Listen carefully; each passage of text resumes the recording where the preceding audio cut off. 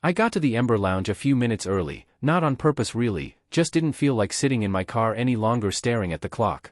My boots echoed a little too loud against the dark tile floor as I walked in, and through the tall glass windows, the city lights looked colder than usual, distant, like something I used to reach for but gave up on a long time ago. The whole place smelled like money, aged whiskey, charred steak, and something floral I couldn't place, but underneath it all, there was this weird tension in the air, like the room was dressed up just a little too perfect. The kind of place that made you sit straighter but never really breathe. I ran a hand down the front of my jacket, tried to shake off the weight pressing down on me. Tonight was supposed to mean something. 5 years married. That had to count for something, right? She'd messaged me yesterday, short and vague, meet me at Ember. 7 p.m. sharp. Dress well. Got something planned. I spent most of the day wondering what that could mean. Maybe she'd reserved a quiet booth near the windows, maybe she wanted to talk for real, the way we used to before everything between us started fraying at the edges. Before the quiet between us became the loudest thing in the room.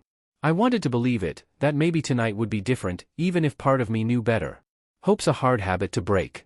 A young hostess with a plastic-perfect smile led me toward a long table covered in crisp white cloth. My gut clenched as soon as I saw it. This wasn't private. This wasn't for me. This was a setup. Her parents were already sitting there, stiff, formal, their smiles as fragile as the thin wine glasses they held like props. Her cousin was there too, leaned back like he owned the place, wearing that smug little grin that told me he was in on something I wasn't.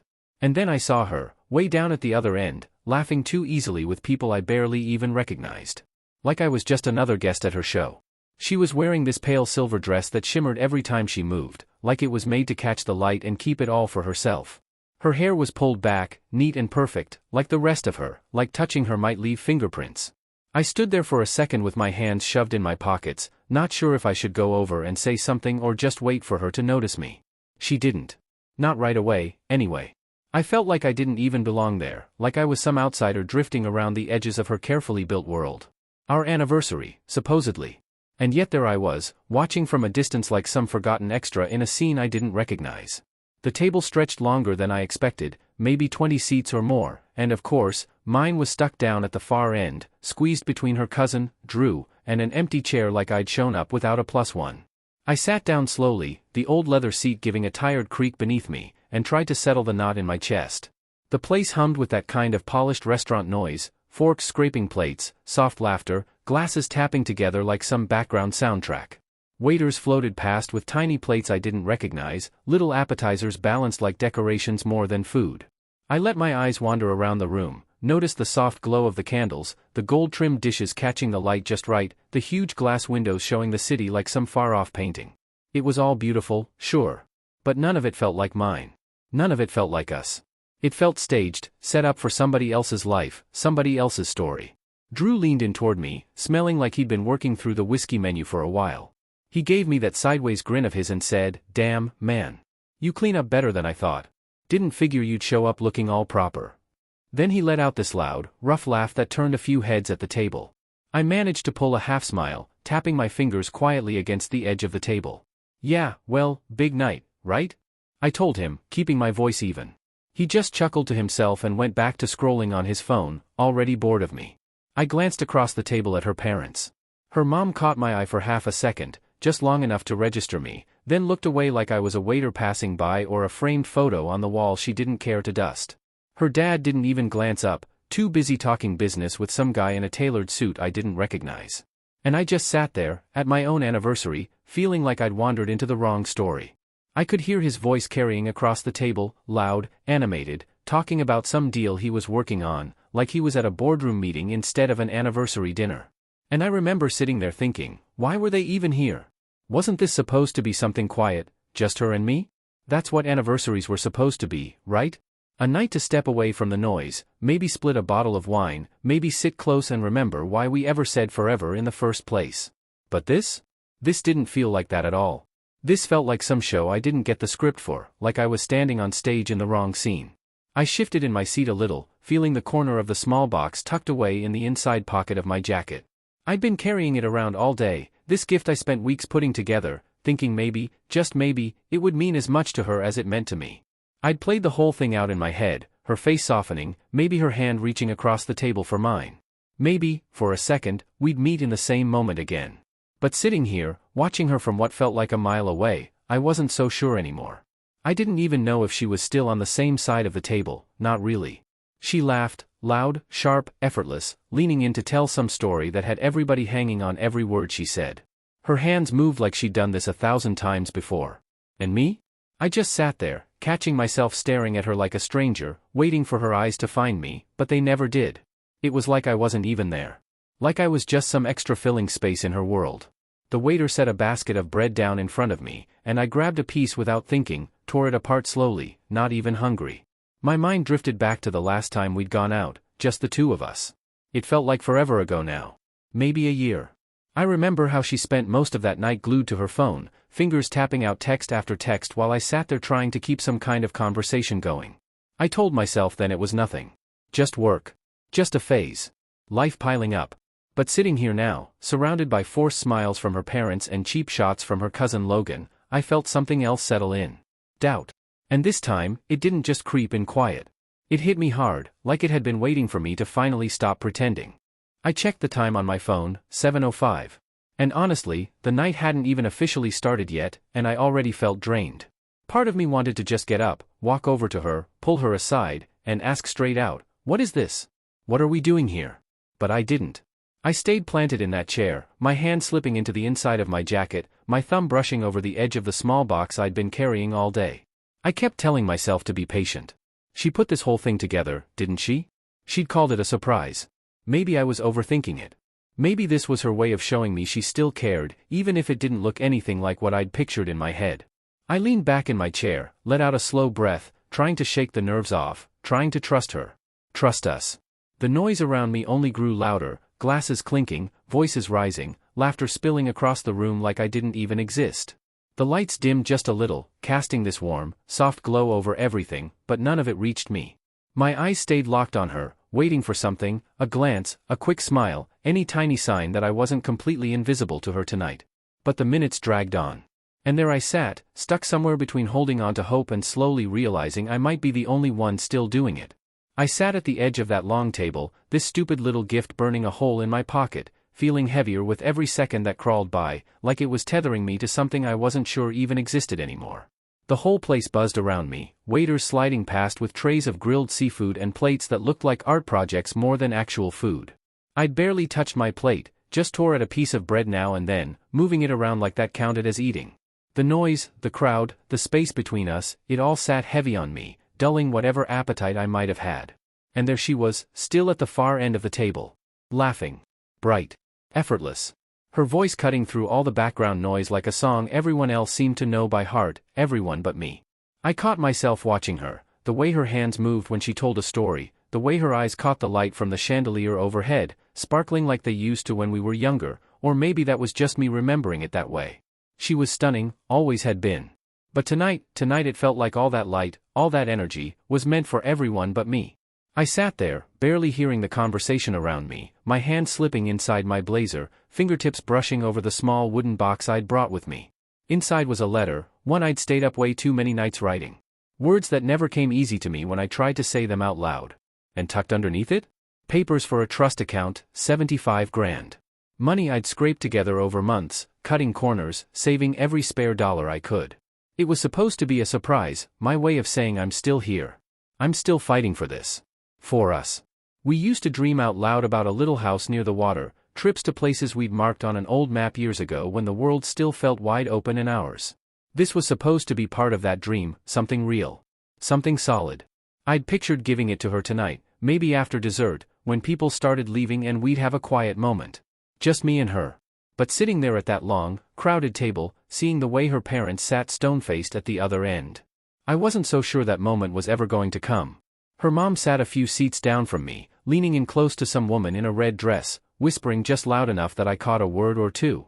And every now and then, I'd catch her glancing my way, that look in her eyes like she was measuring me up and already found me not good enough. I locked eyes with her once, she smiled, but not the kind of smile that made you feel welcome. No. It was the kind of smile that let you know you'd already lost. Lost without even realizing you were playing in the first place. I turned away, my hand still resting on that box I'd spent a whole weekend carving, every groove, every detail, shaped by hands that didn't know what else to offer except effort. Effort that suddenly felt so small. It was nothing fancy, just a small cedar box with a sliding lid. I'd spent hours smoothing it down until it felt soft like polished stone. I even carved our initials into the bottom corner, a little detail only I'd know was there. It wasn't flashy, not like this restaurant with its marble floors and dim candlelight, but it was mine. Something I made with my own hands. Something I thought she'd get, or at least, I used to think she would. Now?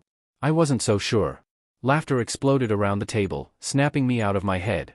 I looked up just in time to see her cousin, Devin, standing with his glass raised, cracking some joke about a trip they all took without me. Figures. I forced a small grin, trying to look like I was part of it, like I belonged there.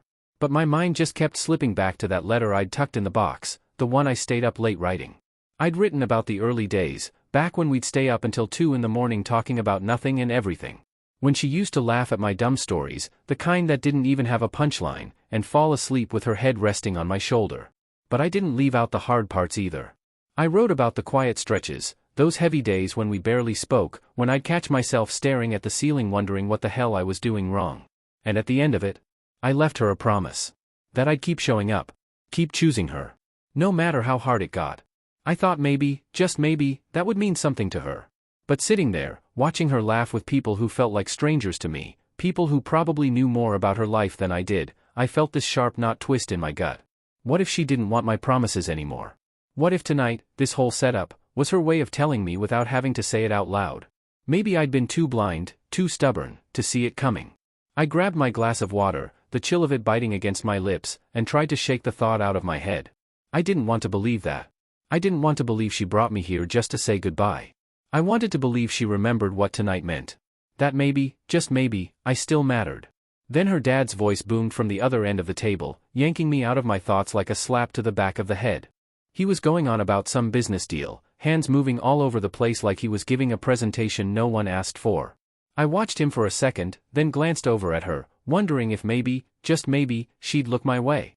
Maybe she'd give me something, a small glance, a smile, anything to remind me I wasn't just some extra in this little scene she'd built around herself. But she didn't. Instead, she leaned in close to the woman sitting next to her, some old friend from college, I think, and whispered something that had them both laughing under their breath.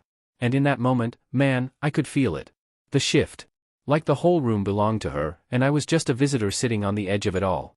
I set my glass down, my fingertips brushing over the small wooden box I'd kept near me all night. I told myself to be patient. The night was still young. There had to be a moment, a window, where I could give her the gift I made, where I could see that spark in her eyes again. That look that used to say, "We're still us." I held on to that thought like it was the last piece of rope keeping me steady, even when I could hear her mom whispering about me just loud enough to sting, even when her cousin's jokes about me hit a little harder than they probably meant them to. Even when the space between us felt so wide it didn't even feel like we were sitting at the same table. Dinner came, steak, roasted vegetables, the whole thing laid out like a magazine spread, but I barely registered the food. My eyes were locked on her as she stood up, glass in hand, the glow from the chandelier catching the edges of her smile just right. And just like that, the whole place quieted. Heads turned. Conversations died out. Everyone locked onto her like she was the only one that mattered. I leaned in without thinking, hands clasped together on the table, bracing myself for whatever she was about to say. Hoping, praying, that it would be about us. About 5 years of marriage that weren't perfect, but were ours. About everything we'd built, the memories, the fights, the laughs. All of it. She tapped her glass with the back of a spoon, that sharp, clear chime slicing right through the last few voices in the room, and for a second, for just 1 second, I let myself believe this was it. This was the surprise she'd promised me. This was supposed to be the moment, the one where she reminded me why I'd held on so long. Why I kept believing there was still something real between us. Her voice cut through the room, steady, sure of itself, the kind of voice that didn't have to shout to be heard. To 5 years of lessons, she said, letting the words hang there for a beat, just long enough to land. Her eyes moved over the table, over everyone, but never once did they land on me. 5 years of learning, of growing, she went on, that smile of hers stretching just a little wider, a little sharper. And then she said it. To being free. Single. And ready to see what else is out there. It hit me like somebody had thrown ice water straight in my face. I actually blinked, like maybe I'd heard her wrong. Like maybe my ears were playing tricks on me. Free? Single? My stomach knotted so tight I could barely breathe. I stared at her, waiting. Waiting for her to laugh, to say she was kidding, to give me something that made this make sense. But instead, her dad let out this booming laugh, full-bellied, hands clapping like she'd just told the greatest joke he'd ever heard. Her mom lifted her glass, grinning in this way I didn't recognize, like she was proud or relieved or maybe both. I couldn't even tell anymore. Then someone else started clapping, sharp, loud, the sound ricocheting around inside my head. And just like that, everything went quiet. That weird, heavy kind of quiet, where nobody knows what happens next, and everyone's waiting to see if I'll break. But I didn't move. I couldn't. My hands stayed locked together on the table, every knuckle white from the pressure, while I just sat there watching her. That's when she reached down, like none of this had just happened, and pulled something out from under the table. It was a t-shirt. Folded neat. Bright white with thick black letters printed across it. She slid it across the table toward me like it was a gift. And all I could do was unfold it, slow, my hands feeling like they didn't even belong to me anymore. I held it up. The words stared back at me like they'd been waiting there all night. Just divorced. 5 years of letdowns, that's what it came down to. That's what she wanted everyone to remember. I heard someone, maybe her cousin, gasp under their breath, followed by a nervous little laugh from somebody else across the table. And then more laughter trickled in, awkward, scattered, like nobody really knew if they were supposed to laugh or not. I didn't laugh. I didn't say a word. I just stared down at that shirt sitting in my hands, the letters starting to blur the longer I looked at them. My heart was hammering so hard in my chest I could barely hear anything over the rush in my ears. I could feel them all staring at me, her parents, her cousin, random people I didn't even know who'd somehow ended up here to watch this unfold. I wanted to stand up. I wanted to ask her straight out what the hell this was. I wanted to demand how she thought this was okay, how she could look me in the face after pulling something like this. But my body wouldn't listen. It felt like my legs had turned to stone, bolted right there to the hardwood floor of that little wine bar she picked for this night. I looked over at her, still hoping, God knows why, for some kind of crack in that perfect expression of hers. A wince, a second thought, anything that told me maybe this wasn't really happening. But she was already turned away, lifting her glass of red like this was just another regular night. Like none of this meant a damn thing. She was talking to the woman sitting next to her, answering some question like I didn't even exist anymore. My throat was burning, raw and tight, while my mind scrambled to keep up. Was this it? Was this the surprise she'd been planning for weeks? Had she really set this whole thing up, the dinner, the guests, the toasts, just to humiliate me in front of a room full of people? I looked around, scanning the faces that wouldn't quite meet my eyes. Some were watching me, curious. Some were smirking like it was good entertainment. Others looked down at their drinks like they wanted no part of this. Her best friend, Madison, was half covering her mouth, giggling like it was all just harmless fun. And then I saw him, some guy I barely remembered from stories she used to tell about her college days, phone out, recording. That little red light on the corner of his phone blinked like an unblinking eye, catching every second of this mess. I wanted to leave. God, I wanted to just stand up, walk out of that place, and leave it all sitting there, the shirt, the stares, the laughter. But I couldn't move. I just sat there. That stupid white t-shirt lay in my lap, light as paper, but somehow it felt like it weighed 100 pounds. Like it was pressing the air right out of my chest. I kept thinking about the gift in my jacket pocket, the letter I'd written, the trust account I'd spent months building for a future I thought we both wanted. It all felt so distant now, like I'd been carrying a dream that was never mine to hold. I glanced down at the words on that shirt again, each letter cutting deeper into my chest with every passing second. Was this how she saw me? Was this what 5 years together really meant to her? I wanted to ask her, to force her to say it to my face, but the room was too loud, too full of people who didn't matter. Even in the quiet, I could feel my hands shaking, the weight of everything pressing down on me. I folded the shirt slowly, tucking it under my plate, hiding it away like it wasn't there. I didn't know what to do next. I didn't know how to be the man who stood up and walked out, or the one who stayed and fought for something that might already be slipping through my fingers. So, I just stayed seated, my eyes glued to the table. Around me, the chatter picked back up, the world continuing on while I struggled to find my next breath. The restaurant felt like it was closing in on me, the silence wrapping around me like thick fog. There I was, sitting with the shirt hidden under my plate, its words searing into my mind like a brand I couldn't shake. I could feel everyone's eyes on me, waiting for something, maybe tears, or anger, or even just a nervous laugh to go along with the absurdity of it all. But I couldn't give them that. It wasn't a joke. My chest was tight, my hands cold, but something inside me shifted, like a gear snapping into place. After all these years of grinding through everything, I couldn't just sit here, letting their stares pin me down. Slowly, I stood up, deliberately, and the scrape of my chair against the floor cut through the quiet like a warning. My heart raced, but my hands didn't shake as I reached into my jacket pocket, fingers wrapping around the envelope. The gift I'd planned to give her? That was gone now. That moment had been shattered, destroyed by her toast and the shirt still folded on the table, like some kind of confession I wasn't ready to read. I cleared my throat, loud enough to pull the room's attention back to me, and I felt the weight of their gazes shift from pity to curiosity. I didn't look at her, didn't look at her parents, or her cousin, or the friend who was still giggling like this was all just some kind of joke. Instead, I turned toward the back of the room, where my aunt and uncle sat. Their faces were soft with concern, their table tucked away in the corner like an afterthought. Each step I took toward them was deliberate, like every one of them was a choice I was making. For the first time in ages, the envelope felt smooth in my hand. The edges were worn from how often I'd held it, thinking about what it meant. I had planned to give it to her, to lay out the trust account, the letter, the hope I'd put into it. But now, it felt like it belonged to someone else. Someone who never bothered to laugh at my dreams or hand me a shirt that spelled out my failure. The room was so quiet I could hear my own breath, every inhale too loud, too heavy. There was a faint clink of a fork that someone had left dangling, but it barely registered. I stopped at the table, my uncle's steady, kind eyes meeting mine. My aunt sat with her hands clasped, like she was holding something fragile. I didn't try to smile, didn't bother softening the moment for anyone. I brought something tonight, I said, my voice low but cutting through the silence further than I expected. Not for the toast. Not for the show. But for the people who taught me what commitment really looks like. I held out the envelope, placing it into my uncle's hands. His face was a picture of confusion, his fingers lingering on it as if he wasn't sure what to do. My aunt's mouth parted slightly, but she didn't speak, and I didn't need her to. I turned back to the room, letting my eyes sweep over the table where her parents sat. Her father's face was a blank canvas, unreadable, while her mother's wine glass was frozen midair, suspended like time itself.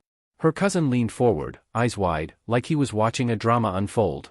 And there she was, staring right at me. Her lips parted, but I could see it then, the confidence she wore so well cracked just enough for me to catch the doubt hiding underneath. I didn't say anything else. There was nothing left to say. The envelope wasn't theirs anymore, and neither was I. I turned and walked back to my seat, shoulders straight, pulse finally settling. It was like I could finally exhale, like I'd been holding my breath for years. The silence stretched out, thick and suffocating, until someone cleared their throat. Then, the murmurs started, low at first, growing louder, like the room was slowly coming back to life. I sat down, hands resting on the table, and I felt lighter, like I'd let go of something I hadn't even realized I was carrying. The t-shirt was still there, tucked under my plate, but it didn't matter anymore. It wasn't mine to wear. I glanced back at my uncle and aunt. They were quietly speaking to each other, heads close over the envelope, like they were shielding it from the rest of the room. I knew they'd open it later, somewhere away from the eyes, in the quiet of their own space. They'd see the trust account, $75,000 I'd set aside, the letter I'd written, not for her, but for a future I had believed in. They'd understand it wasn't just about the money. It was about trust. Loyalty. Giving something to people who had never once asked me to prove myself. The waiter came by, refilling drinks, and the noise in the room picked up again. People pretending everything was normal, but I could feel the shift. Her mother's smile was too tight now, her father's laugh strained and hollow. She didn't look at me again. Not directly. But I caught her eyes darting toward the back table, her fingers tapping on her glass, like she was trying to figure out what I'd done. And for the first time that night, I didn't care. I wasn't waiting for her to notice me, wasn't looking for a sign that I still mattered to her. I picked up my fork, took a bite of the steak, and chewed slowly, tasting nothing but the quiet strength that was settling into my bones. The night wasn't over, but I was done playing any part in her story. The chatter around me started up again, plates clinking, voices blending, but it all felt so far away, like I was hearing it through a thick glass wall. I sat there, my fork still in my hand, the steak completely untouched. After that first bite, my mind drifted away from the table, from the t-shirt, from the envelope I had just handed over. It slipped somewhere else, somewhere quieter. I was far from this moment, far from the noise around me. The past 5 years unspooled in my head, like an old film I hadn't watched in ages. I thought back to that first year when we moved into that tiny flat with the leaky faucet. We'd laugh as we took turns holding a bucket under it, water dripping, barely enough space between the walls to breathe. During storms, we'd stay up late, eating takeout on the floor, talking about dreams that felt so big, so possible, because we were together. I'd tell her about the book I wanted to write, and she'd listen, her head tilted just slightly, eyes wide like she believed in me more than I did. But then the other moments came back, the ones that followed, slipping in slow, like cracks in a foundation that I never noticed until they were too deep to ignore.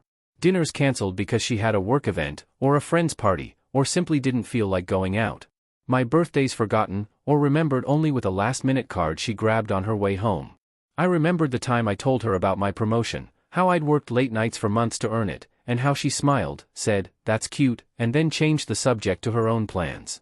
I remembered how she'd roll her eyes when I mentioned my writing, how she'd call it a hobby, her voice sharp enough to make me stop talking about it altogether. I convinced myself it was fine, that she was just stressed, that we were going through a rough patch.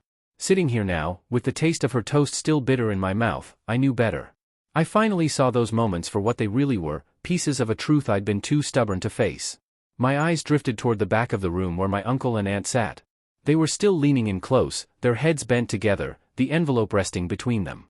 I thought about how they'd never missed a single holiday, how they'd called just to check in, how they sent homemade cookies during the pandemic when we couldn't visit. I remembered the summer we bought our house. Her parents had refused to help with the down payment, saying we needed to learn responsibility. But my uncle and aunt didn't hesitate for a second, they quietly offered to cover half. They never made me feel like I owed them anything more than a simple thank you. I could still picture my aunt's handwriting on the note that came with those cookies. Her words were simple but steady. "We're always here, kiddo," I blinked, pulling myself back to the present. The restaurant around me hummed louder now. The air was thick with perfume and wine.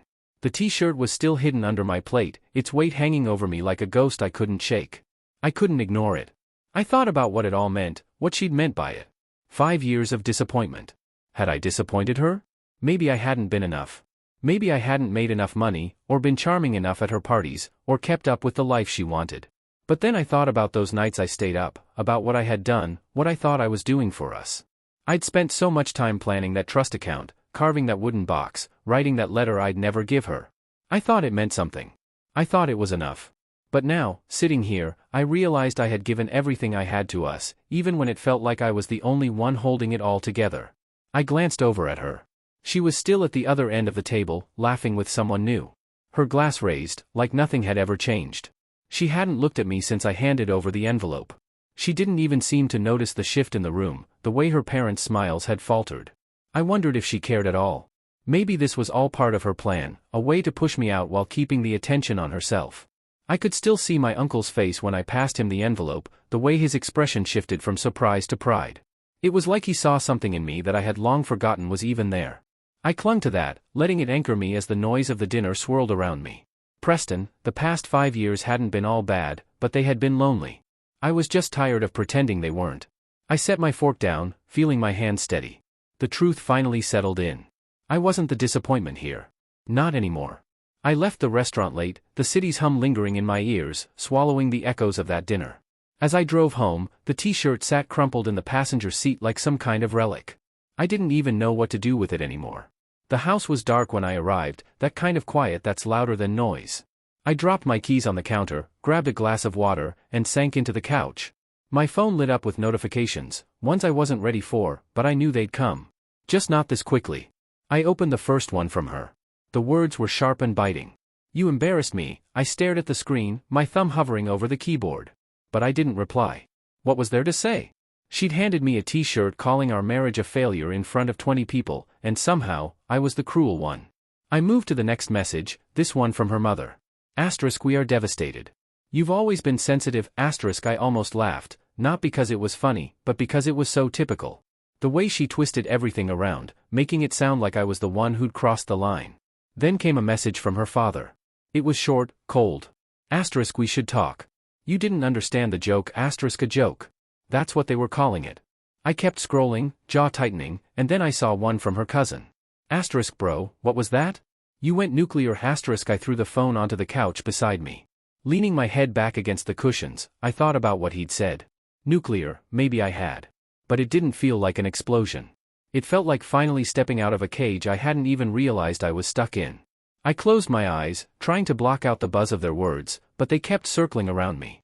Each one was another jab, pulling me back into their version of what had happened. I didn't want to be there anymore.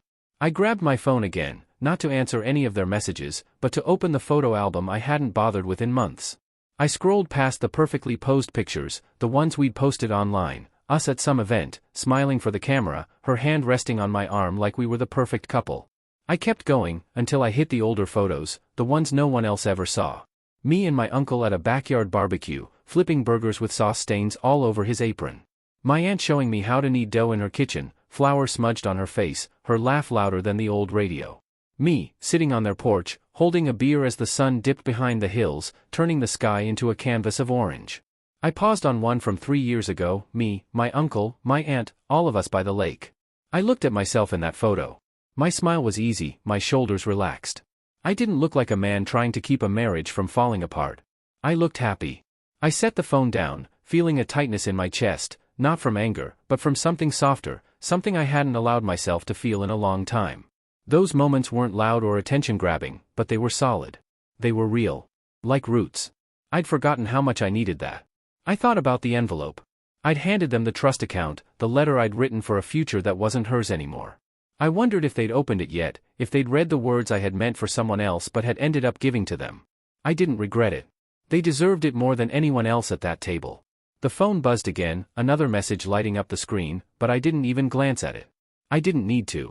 Their words were just noise now, trying to drown out the truth. I finally felt like I was hearing myself. I got up, walked to the kitchen, and dumped the water down the sink. The glass was cold against my hand as I thought about what tomorrow would bring, what came next. For once, though, I didn't feel the need to have all the answers. Tonight, I'd done something for myself, something that wasn't about her or her parents or the crowd. It was about me and the people who'd never asked me to be anything other than myself. I walked back to the couch, grabbed the t-shirt, and held it in my hands for a second. The fabric was soft, but it felt heavy with all it represented. Then I walked to the trash can, dropped it in, and the lid shut with a quiet thud. I didn't need it anymore. The morning light started creeping through the blinds, thin rays spreading across the floor of my apartment. I sat at the kitchen table, my coffee gone cold, staring at my phone. It hadn't stopped buzzing since last night. The notifications piled up like wreckage after a storm. I didn't want to deal with any of it, so I didn't answer. Not her texts. Not her parents. Not even the half-hearted apologies from the people who'd clapped after her toast. I didn't want any of their words in my head, but then my eye caught a new email, not from her or her family, but from my aunt. She'd forwarded it with a note that made my stomach turn. It was a message from Marissa, sent to my uncle and aunt, accusing them of turning me against her, of poisoning our marriage with their interference. Her message hit me like a stone. It was too precise, too well thought out, like she'd spent hours perfecting it, making sure each word would cut deep without sounding like she was pleading. I read it twice, my jaw tight, each sentence landing harder than the last. She wrote about loyalty, family, how they'd betrayed her just by accepting the envelope I handed them, like it was something I'd meant to hurt her with. I put the phone down, my palms flat against the table, and took a slow breath, trying to keep the anger from bubbling up. They didn't deserve this. They never asked to be dragged into her mess. All they'd ever done was show up when I needed them, no questions asked. I thought about calling them, telling them to ignore it, to not let her words get to them. But then the phone rang. My aunt's name lit up the screen. Her voice, when I answered, was quiet, but it trembled like she was holding back tears. "We don't want to be the reason your marriage ends," she said, each word so careful, like she was scared of saying the wrong thing. I shut my eyes, picturing her in their kitchen, probably twisting a dish towel in her hands the way she always did when she was upset. "You're not," I said, my voice steadier than I felt. "You're the reason I remembered who I am." There was a long pause, then a small laugh, one of relief, like she'd been holding something heavy and finally let it go. We talked for a while after that, not about the email, but about other things. Her garden, my uncle's new fishing rod, anything to keep the conversation from circling back to the mess Marissa had made. The leaves were turning earlier this year, something about it felt right, like putting on a warm coat after standing outside in the cold for too long. I hung up the phone and opened my laptop, the one thing I'd been avoiding, her latest post. It was a series of photos from the dinner. There she was, arms wrapped around her parents, her smile as bright as ever. The caption read, "Love is what stays silent through the storm." The comments came rushing in, people telling her she deserved better, that some men just couldn't handle strong women, that she was brave for speaking her truth. I scrolled through them, my chest tightening, not because I cared what random people thought, but because I saw how carefully crafted it all was. It was so her, turning the night into a story where she was the hero, and I was just the shadow fading away. I closed the laptop, my fingers lingering on the lid for a moment. I couldn't stop thinking about the t-shirt in the trash, the envelope I'd handed over, the way her parents had laughed when she raised her glass. I could have posted something too. Could have told my side of it all. But what good would it do? It wouldn't change anything. The dinner wouldn't erase the years of neglect. It wouldn't make her see me any differently. I got up and walked over to the window, looking out at the street below. People were going about their routines, walking dogs, holding coffee, living lives that didn't feel like performances. For just a moment, I envied them. Then my aunt's voice and my uncle's steady gaze popped into my head, the way they had looked at me when I handed him that envelope. I hadn't needed to explain myself to them, hadn't been asked to justify my actions. They just took it, held it, like it was all they needed. I went back to the table, grabbed my phone, and deleted the email without a second thought. I didn't owe her an explanation, not to her, not to anyone. She'd made her move, and I'd made mine. The coffee was still cold, but I drank it anyway, letting the bitter taste ground me as I thought about what came next. I didn't have a solid plan, not really, but I had something better, a sense of myself I hadn't felt in years. I grabbed an old notebook, the one I used to fill with ideas for my book. I'd stopped writing a long time ago, but today, I was scribbling thoughts about me, about what I wanted, about a life I could build without needing her approval. The pen moved quickly, the words messy but real. And for the first time in a long time, I didn't feel like I was running out of time. Then, the doorbell rang. It was sharp, unexpected, pulling me away from the dishes I was scrubbing at the sink. I dried my hands, my pulse picking up. No one shows up unannounced anymore.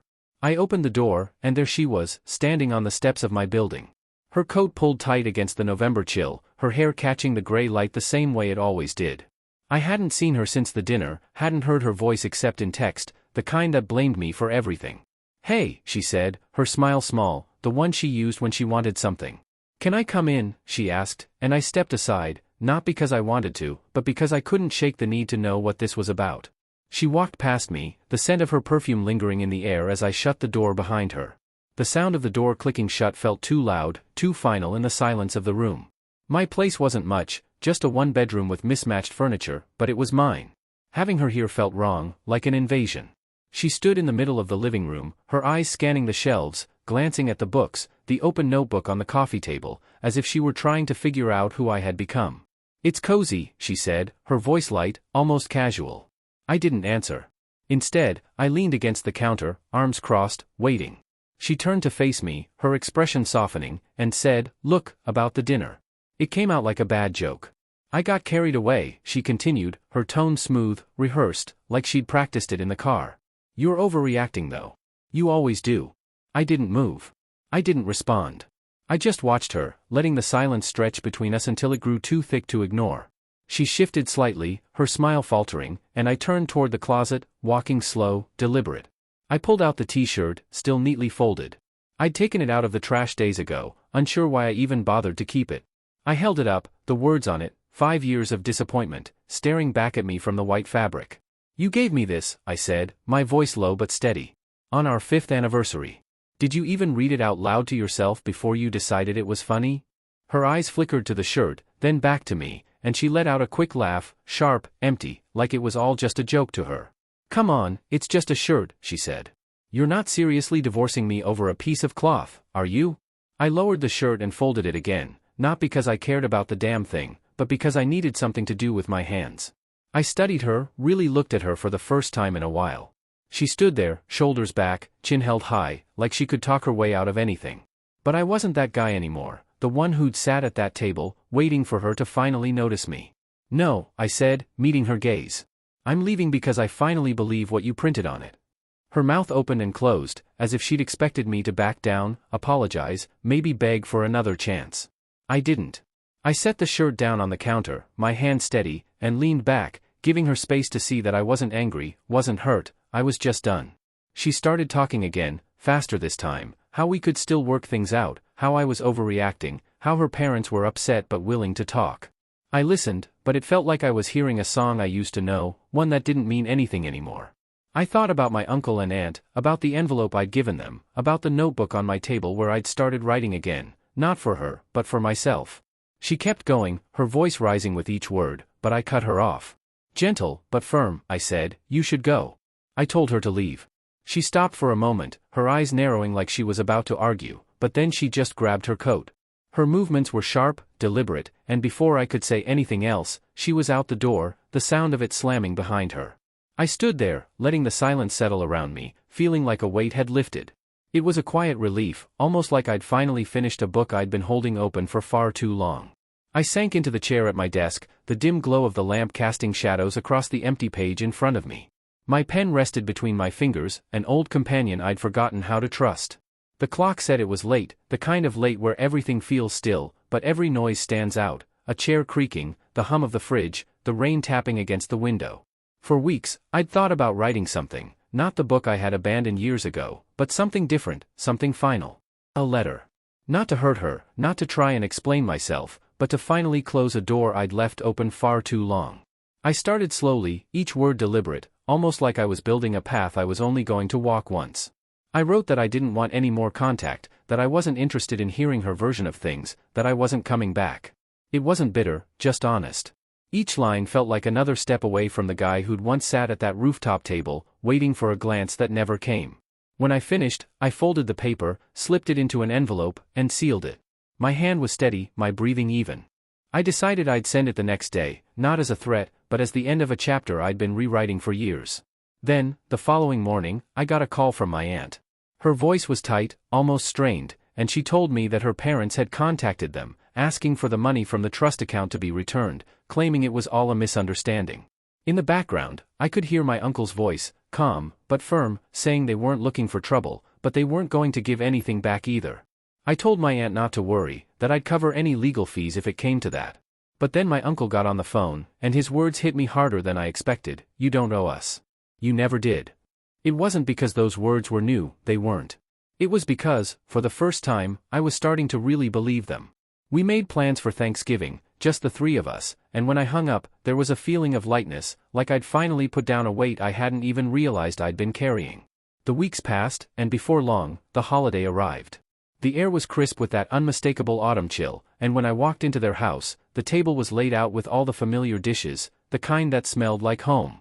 Roasted turkey, mashed potatoes, my aunt's pecan pie. We sat and talked, laughed, the kind of laughter that doesn't need an audience. There were no awkward pauses, no need to pretend things were okay. I told them about the letter, how I'd send it without expecting any kind of reply. My aunt reached across the table, squeezing my hand, her eyes soft but proud. My uncle raised his glass, not for a toast, just a quiet gesture that seemed to say, "You're doing okay, kid." I smiled, the warmth of the moment settling in, like a promise I could actually keep. Later, while we were clearing the plates, my aunt casually mentioned she'd hired a lawyer just to be safe, in case her parents came back harder about the money. I offered to help again, but she waved me off, saying they had it under control and that it wasn't my fight. I nodded, knowing she was right, but there was a quiet kind of strength in being there for them the way they'd always been for me. We ended the night with coffee, the conversation drifting to small things, my writing, their plans for a winter trip, how the stars here were clearer than back in the city. I drove home under that same sky, the letter long gone from my mind. Its weight had been replaced by something new, something solid. I didn't need her to read it, didn't need her to agree or apologize. I wrote it for myself, to mark the end of waiting, the end of hoping for a version of her that wasn't real. When I got back to my apartment, I sat at my desk, the lamp still warm, and opened my notebook. Not to write another letter, but to start something else. Maybe a story, maybe a piece of the book I'd put down so long ago. The pen felt good in my hand. The blank page wasn't intimidating. I knew whatever came next, it would be mine. The next morning, I stood in the bookstore, the smell of fresh paper and coffee wrapping around me like a quiet welcome. My fingers brushed the spine of my novel on the shelf, and I felt something settle. The cover was simple but bold, with the title printed in a font that felt like it was meant for me. It had been a year since that rooftop dinner, a year since I'd walked away from her toast and her t-shirt, and here I was, staring at something I'd built from the fragments of myself. It felt surreal. The store around me was bustling, people weaving through the aisles, their voices a soft hum in the background, but I felt oddly alone in the best way. Like this moment was mine, just for me. I reached up and pulled the book from the shelf, my thumb tracing the dedication on the first page. For the people who never asked me to perform, just to show up. I smiled, thinking of my uncle and aunt, and how they'd cheered when I told them I'd finished. Their voices had crackled through the phone, like they were right there with me. I pulled my phone out, took a quick picture of the book on the shelf, and sent it to my aunt, knowing she'd bombard me with emojis before even typing a word. Sure enough, a minute later, my screen lit up with hearts and thumbs ups, followed by the words, "We're so proud, kiddo." I tucked my phone back into my pocket, my chest warm, and let myself linger there for a moment. I watched people walk past, wondering if any of them might pick up my story. Maybe one of them would take it home, maybe one of them would find something in it that felt true. I'd spent months writing it, late nights at my desk, the lamp casting long shadows as I poured everything into it, the doubts, the hopes, and all the quiet moments that kept me going. It wasn't really about her, not in the way most people would think. Sure, those years shaped me, but this?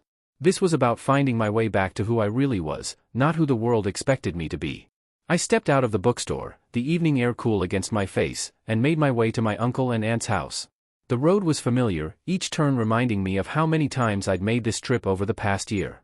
Their house stood out against the darkening sky, glowing from the porch light, like it was waiting for me. I parked, grabbed the bottle of cider from the back seat, and walked up to the door. Before I could even knock, my uncle swung it open, his grin wide as usual, his flannel shirt untucked like always. "The author arrives," he said, clapping me on the shoulder. I laughed, shaking my head.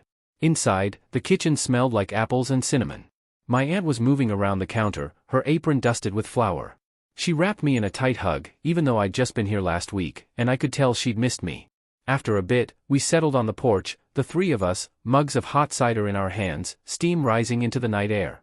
The stars were sharp against the black sky, and the night felt calm, just the soft rustle of leaves and the occasional creak of the porch swing. For the first time in a while, I felt a peace I hadn't known I was looking for. My uncle leaned back, his mug resting on his knee, and asked quietly, "Do you ever regret how public it was that night?" I mean, his voice wasn't pushing, just curious, and I took a sip of my cider, letting the question settle in the quiet between us. I kept thinking about that dinner, the way her words sliced through the room, the way I stood up and chose something different. I thought about the texts that followed, the posts online, how her family had tried to rewrite the whole thing. Sometimes, when I stared up at the stars, I thought about how it wasn't pretty, standing up in front of everyone and handing over that envelope. I could have done it quietly, sure. But then I remind myself that I didn't cause the silence. I just stopped filling it. He nodded slowly, as if he'd been carrying the same question himself, and my answer was enough. My aunt reached over and squeezed my arm, her touch was steady, and we sat there in the quiet, the night wrapping around us. There was no need for more words. I thought about the past year, how I moved into my own place, started writing again, found a rhythm that didn't depend on anyone else's approval. I'd caught a glimpse of her life now and then, posts about new trips, new friends, the same bright smile, but none of it pulled at me the way it used to. I didn't go looking for it anymore. I didn't wonder what she was saying about me. That letter I'd mailed months ago, whether she read it or not, had done its job. It closed a chapter, let me start a new one. I leaned back in my chair, the warmth of the cider in my hands, and thought about the book, the dedication, and the people sitting next to me. They'd been there for everything, never asking me to be anything I wasn't, never needing me to prove I was worth their time. I thought about the holidays we spent together, the random calls just to check in, the way my uncle grumbled about his back while helping me move a couch into my place, but still managed to laugh through it all. I remembered my aunt's pies, her stories, the way she'd listened so patiently when I talked about my writing. Her questions were sharp but always kind, pushing me to keep going, even when I wasn't sure I could. They were my anchor, not because they saved me, but because they reminded me that I could save myself. The stars felt brighter now, or maybe it was just that I was seeing them more clearly. Either way, there was this quiet certainty inside me, like I had finally found my place, not in a bookstore, not in a dedication, but right there in that moment with people who truly knew me, without needing a script. I didn't waste time thinking about what I could have done differently. I didn't replay the dinner, the toast, or the years spent trying to be enough. I just sat there, the night wrapping itself around me, and allowed myself to be. My uncle started talking about a fishing trip he was planning, his voice low and easy. I listened, nodding along, chiming in with a comment here and there. The conversation flowed like a river, and I didn't have to steer it. My aunt joined in, teasing him about the fish he'd never catch, and we laughed.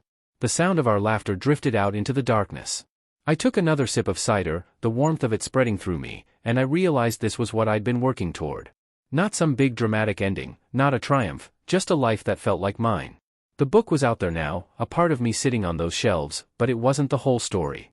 The real story was in moments like this, the quiet nights, the shared drinks, the people who stayed without ever being asked. I glanced at the sky again, the stars steady in their place, and for the first time in 5 years, I wasn't searching for something I'd lost. I was just living, and that was enough. My aunt joined in, teasing him about the fish he'd never catch, and we laughed. The sound of our laughter drifted out into the darkness. I took another sip of cider, the warmth of it spreading through me, and I realized this was what I'd been working toward. Not some big dramatic ending, not a triumph, just a life that felt like mine. The book was out there now, a part of me sitting on those shelves, but it wasn't the whole story. The real story was in moments like this, the quiet nights, the shared drinks, the people who stayed without ever being asked. I glanced at the sky again, the stars steady in their place, and for the first time in 5 years, I wasn't searching for something I'd lost. I was just living, and that was enough.